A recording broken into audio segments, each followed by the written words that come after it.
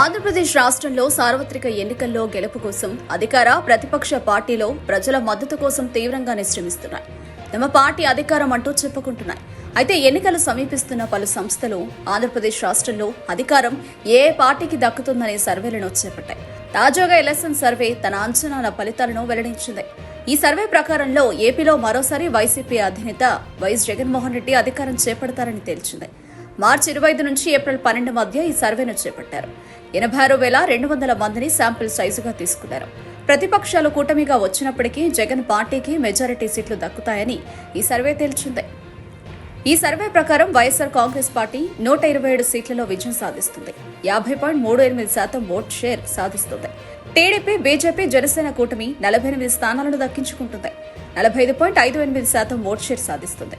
Congress party ఏపీలో మరోసారి ఖాతా తెరవదని ఈ సర్వే తేల్చింది. 1.38 ఓటు శాతం దక్కించుకుంది. ఇతరులకు కూడా సీట్లేవి రావని 2.66% ఓటు షేర్ వీటికి లభ్యమైందన్నారు.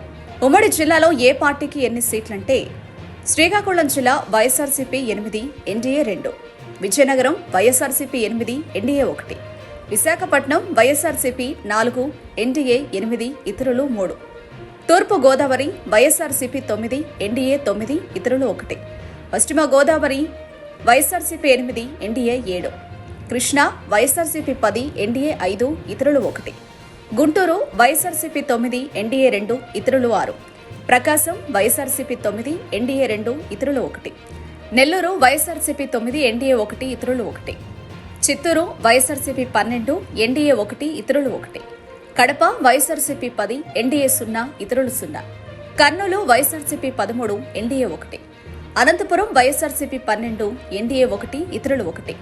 మొత్తం 175 అసెంబ్లీ సీట్లున్న ఆంధ్రప్రదేశ్ రాష్ట్రంలో వైసీపీకి 127 సీట్లు, టీడీపీ, బీజేపీ, జనసేనకు 48 స్థానాలు దక్కుతాయని తెలిపింది.